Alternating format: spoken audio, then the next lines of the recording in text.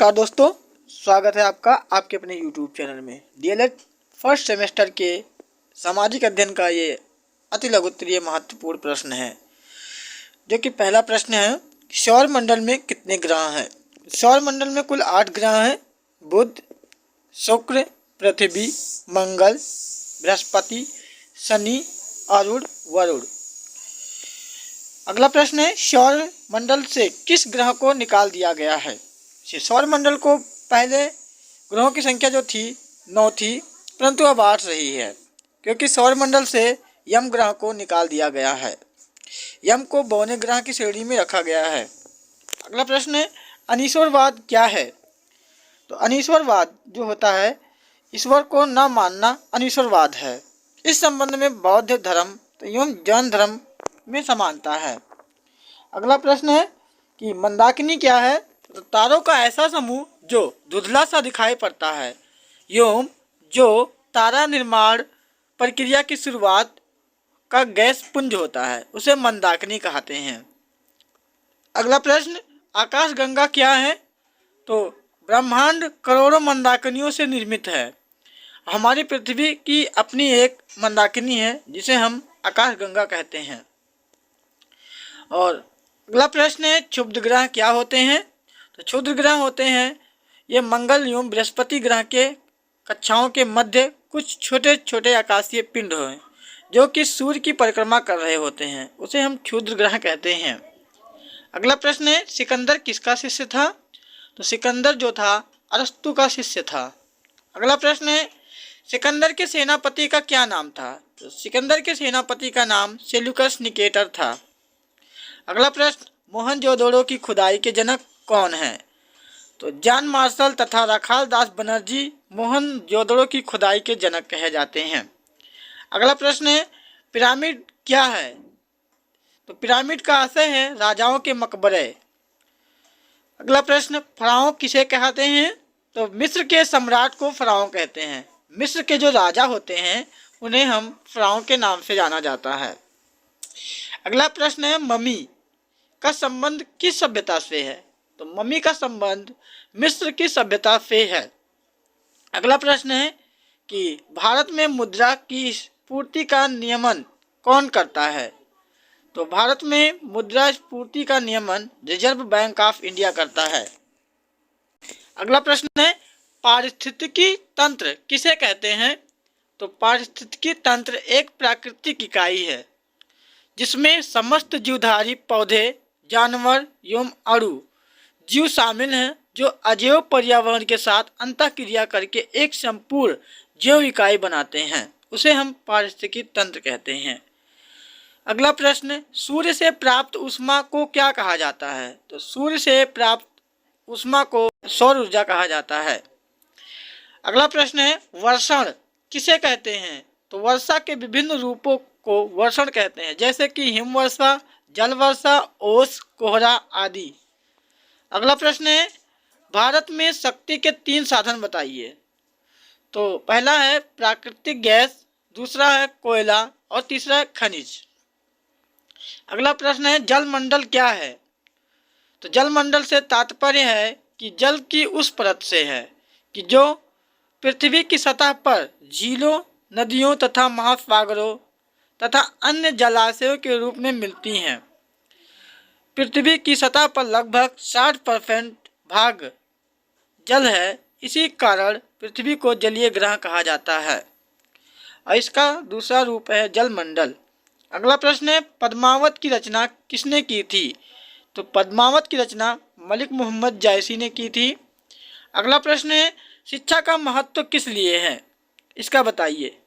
तो आज व्यक्ति के लिए जितना महत्व भोजन, पानी, कपड़ा, हवा का है, उतना ही महत्व शिक्षा का भी है।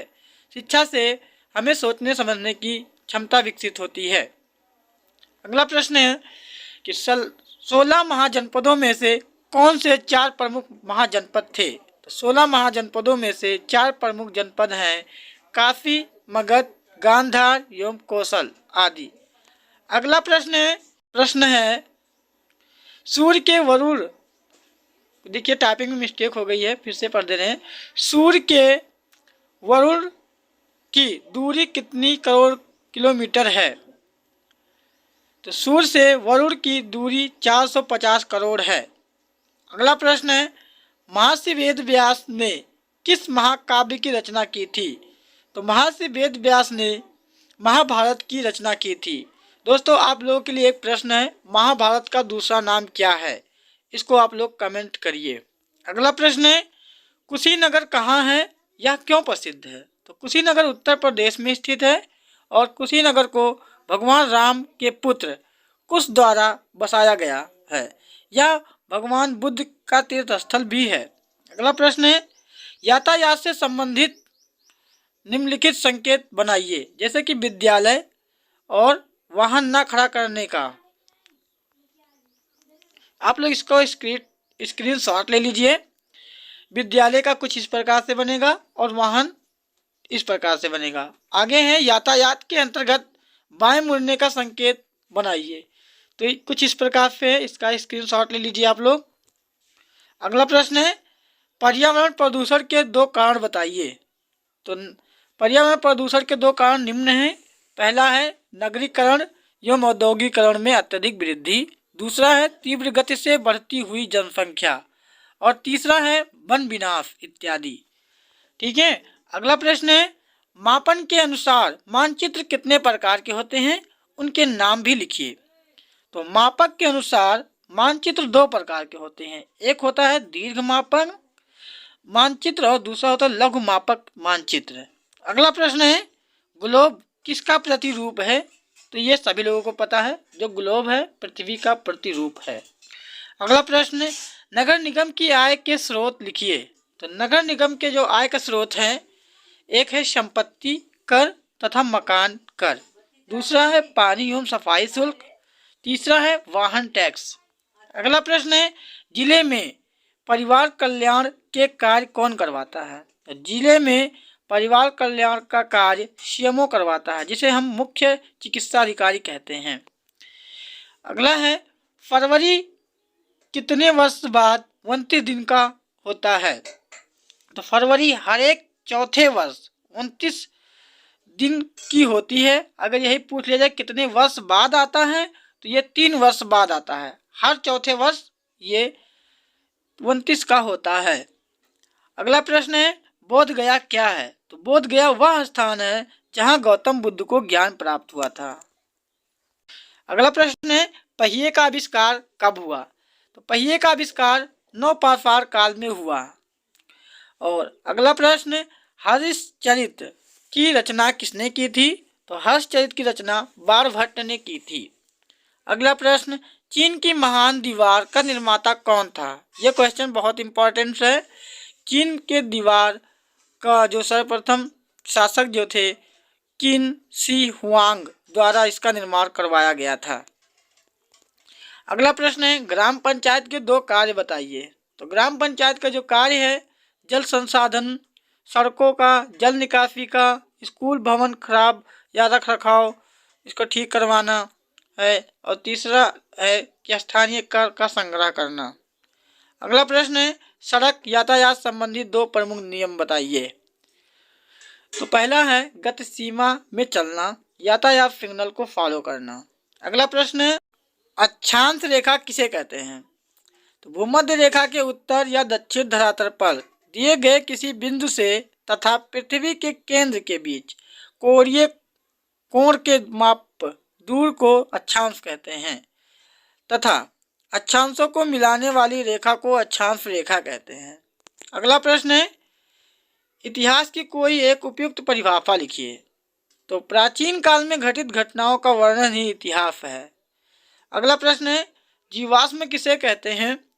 तो पृथ्वी पर किसी समय जीवित रहने वाले अति प्राचीन सजीवों के परिरक्षित अवशेषों या उनके द्वारा चट्टान पर छोड़ी गई छापों को जो पृथ्वी की सतह या चट्टानों की परतों में सुरक्षित पाए जाते हैं, उन्हें हम जीवाश्म कहते हैं।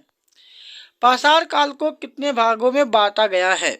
तो पाषाण काल को 3 भागों में बांटा गया है, पूरा पाषाण काल, मध्य पाषाण काल, नवपाषाण काल। नवपाषाण काल में कृषि की खेती भी हुई थी। अगला प्रश्न है, गीजा का पिरामिड किसने और कब करवाया था? तो गीजा का पिरामिड का निर्माण 2560 ईसा पूर्व में खुफू वंश के चौथे शासक द्वारा बनवाया गया था। अगला प्रश्न है, अफ्रीका महाद्वीप की सर्वोच्च चोटी कौन सी है? तो माउंट किलिमंजारो, इसमें देखिए गलत लिख दिया गया है, किलिमंजारो है। अगला प्रश्न है, विक्रम साराभाई अंतरिक्ष केंद्र कहाँ स्थित है? तो विक्रम साराभाई अंतरिक्ष केंद्र तिरुवनंतपुरम केरल में स्थित है। अगला प्रश्न है कि मोहनजोदड़ो का संबंध किस नदी से है? मोहनजोदड़ो का संबंध रावी नदी से है। अगला प्रश्न, सिंधु सभ्यता की लिपि कौन सी है? तो सिंधु सभ्यता की लिपि है चित्रलिपि। अगला प्रश्न है, पुरातात्विक स्रोतों के दो नाम बताइए। तो खुदाई से प्राप्त तात्कालिक धातु एवं मुद्राएं, दूसरा है इमारतों और भवनों के अवशेष। अगला प्रश्न है, फायन किस वंश के शासनकाल में आया था भारत? तो चंद्रगुप्त द्वितीय के शासनकाल में भारत आया था। अगला प्रश्न है, अंतर्राष्ट्रीय तिथि रेखा कहाँ से गुजरती है? तो अंतर्राष्ट्रीय तिथि रेखा आर्कटिक सागर, चुकी सागर, बेरिंग स्ट्रेट व प्रशांत महासागर से गुजरती है। अगला प्रश्न है, भारत के कौन से दो महाद्वीप हैं, के नाम लिखिए। तो भारत के महाद्वीप अंडमान और निकोबार एवं लक्षद्वीप है। अगला प्रश्न है, नंद वंश का अंतिम शासक कौन था? तो नंद वंश का अंतिम शासक घनानंद था। अगला प्रश्न है, दो अक्षांशों के बीच की दूरी कितनी होनी चाहिए? तो दो ध्रुवों से समान दूरी पर खींची गई काल्पनिक रेखा को विषुवत रेखा कहते हैं। अगला प्रश्न है, पाषाण युग को कितने भागों में बांटा गया? अभी इसको हमने बताया है ऊपर कि पाषाण युग को 3 भागों में बांटा गया है। पहला है पुरा पाषाण काल, दूसरा मध्य पाषाण काल, तीसरा नव पाषाण काल। ये क्वेश्चन रिपीटेड है। अगला प्रश्न है, हर्यक वंश की स्थापना किसने की थी? तो हर्यक वंश की स्थापना बिंबिसार ने की थी। अगला प्रश्न है, भारतीय संस्कृत के 4 पुरुषार्थ बता दीजिए, कौन कौन से हैं? तो पहला है धर्म, दूसरा अर्थ, तीसरा है काम, चौथा मोक्ष। अगला प्रश्न, सिकंदर का जन्म कब हुआ और वह किसका पुत्र था? तो सिकंदर का जन्म 356 ईसा पूर्व में हुआ था। उनके पिता का नाम फिलिप था। अगला प्रश्न है, प्रागैतिहासिक काल क्या है? तो जिस काल में घटनाओं का कोई लिखित विवरण प्राप्त नहीं हुआ था उसे हम प्रागैतिहासिक काल कहते हैं। अगला प्रश्न है, जिला परिषद के नाम पर जिला पंचायत नाम कब दिया गया है? तो जिला परिषद के नाम पर जिला पंचायत का नाम सन 1994 में दिया गया था। यह प्रश्न है, ममी क्या है? तो शव के रखरखाव की कला को ममी कहते हैं। और अगला प्रश्न, किन्हीं 2 नदी घाटी सभ्यताओं के नाम लिखिए। तो एक है सिंधु घाटी सभ्यता, एक है मेसोपोटामिया सभ्यता। अगला प्रश्न है, हड़प्पा की खुदाई के जनक हैं? तो हड़प्पा की खुदाई के जनक हैं दयाराम साहनी। जैसे कि आप लोग याद रख सकते हैं इसको कि अगर कोई चीज़ हड़प लिया जाएगा तो उसको ऊपर हम लोग क्या करेंगे? दया करेंगे। तो हड़प्पा सभ्यता की जो जनक हैं दयाराम साहनी हैं। अगला प्रश्न है कि मेसोपोटामिया का अर्थ क्या है? तो मेसोपोटामिया 2 शब्दों से मिलकर बना है। जैसे एक है मेसो, दूसरा है पोटामिया। मेसो का अर्थ है बीच तथा पोटामिया का अर्थ है नदी, अर्थात 2 नदी के बीच का क्षेत्र को मेसोपोटामिया कहा जाता है। अगला प्रश्न है कि मेसोपोटामिया की सभ्यता का विकास किन नदियों की घाटी के बीच में हुआ था? तो मेसोपोटामिया की सभ्यता का विकास दजला फरात नदी घाटी के बीच में हुआ था। अगला प्रश्न है, कुम्हार के चाक का प्रयोग किस सभ्यता से सबसे पहले किया गया? तो जो कुम्हार के चाक का प्रयोग मेसोपोटामिया की सभ्यता ने सर्वप्रथम इसको प्रयोग किया था। अगला प्रश्न है, सांझ का तारा, भोर का तारा, सबसे चमकीला, पृथ्वी की बहन, पृथ्वी के सबसे निकटतम ग्रह कौन है? तो ये हमारा शुक्र ग्रह है। अगला प्रश्न है कि पृथ्वी का उपग्रह क्या है? तो ये लोग सभी लोग बता देंगे। पृथ्वी की जो उपग्रह है एकमात्र उपग्रह है चंद्रमा। अगला प्रश्न है उल्का पिंड क्या है? तो उल्का पिंड जो होता है वो प्रकाश की चमकीली धारी के रूप में दिखाई देता है, जो आकाश में क्षण भर के लिए चमकती है फिर लुप्त हो जाती है। उल्काएं क्षुब्ध ग्रहों के टुकड़े एवं धूमकेतु द्वारा पीछे छोड़े गए धूल के कण होते हैं। जैसे आप लोगों ने कभी कभी देखा होगा आसमान में टूटते तारे, लोग कहते हैं तारा टूट रहा है। अगला प्रश्न है कि अर्थशास्त्र के जनक कौन हैं? तो अर्थशास्त्र के जनक पूछे तो एडम स्मिथ है, और अर्थशास्त्र के लेखक कौन हैं?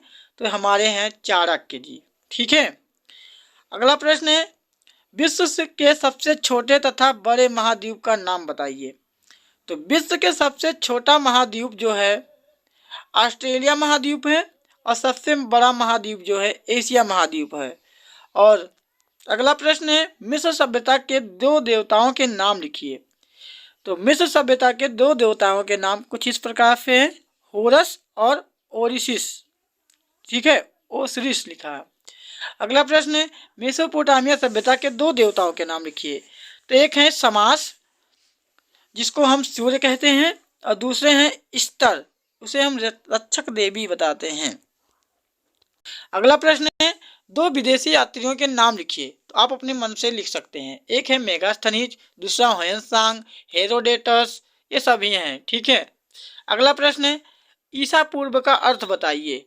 ईसा पूर्व का अर्थ है ईसा से पूर्व।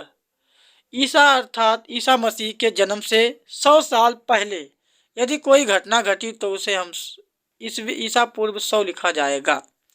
इतिहास का पिता किस यूनानी विद्वान को कहते हैं? तो यूनानी विद्वान पूछे तो इतिहास के पिता हेरोडोटस जी हैं। अगला प्रश्न है भारत के संबंध में हेरोडोटस ने कौन सा ग्रंथ लिखा? तो भारत के संबंध में हेरोडोटस ने हिस्टोरिका नामक एक ग्रंथ लिखा। अगला प्रश्न जीवाश्म ग्रह कौन है? तो जीवाश्म ग्रह चंद्रमा है, इसको ध्यान में आप लोग रखिएगा। अगला प्रश्न है पुच्छल तारे या धूमकेतु किसे कहते हैं? तो सौर मंडल के छोर पर बहुत ही छोटे छोटे अरबों पिंड विद्यमान हैं, जिन्हें हम पुच्छल तारा कहते हैं। और पुच्छल तारा की पूंछ सदैव सूर्य से दूर दिखाई देती है। अगला प्रश्न है सूर्य ग्रहण किसे कहते हैं? तो सूर्य ग्रहण में सूर्य एवं पृथ्वी के मध्य चंद्रमा आ जाती है, उसे हम सूर्य ग्रहण कहते हैं। यह ग्रहण अमावस्या के दिन लगता है। अगला प्रश्न है चंद्र ग्रहण की स्थिति कब होती है? तो सूर्य और चंद्रमा के मध्य पृथ्वी का आना ही चंद्र ग्रहण कहलाता है। यह चंद्र ग्रहण जो होता है पूर्णिमा के दिन हमेशा लगता है। अगला प्रश्न है अंतर्राष्ट्रीय तिथि रेखा किसे कहते हैं? तो अंतर्राष्ट्रीय तिथि रेखा जो होती है 180 डिग्री देशांतर को कहा जाता है। अगला प्रश्न है बौद्ध धर्म के प्रवर्तक कौन हैं? तो बौद्ध धर्म के प्रवर्तक हैं गौतम बुद्ध जी। अगला प्रश्न है महात्मा बुद्ध ने अपना प्रथम उपदेश कहाँ पर दिया था? तो महात्मा बुद्ध ने अपना सर्वप्रथम उपदेश सारनाथ में दिया था। अगला प्रश्न है महापरिनिर्वाण की घटना का आशय क्या है? तो महापरिनिर्वाण की घटना का आशय है बुद्ध का देहावसान। अगला प्रश्न किन्हीं 2 पुराणों के नाम बताइए। तो वैसे तो हमारा है 18 पुराण है। पहला है जैसे कि अग्नि पुराण, दूसरा शिव पुराण, फिर मत्स्य पुराण, और ढेर सारे पुराण हैं। ठीक है। अगला प्रश्न है सिकंदर ने भारत विजय का अभियान कब से प्रारंभ किया था? तो सिकंदर ने भारत विजय अभियान 220 ईसा पूर्व से प्रारंभ किया था। तो दोस्तों वीडियो को पूरा देखने के लिए आपका बहुत बहुत धन्यवाद, और इस वीडियो को ज़्यादा से ज़्यादा शेयर करें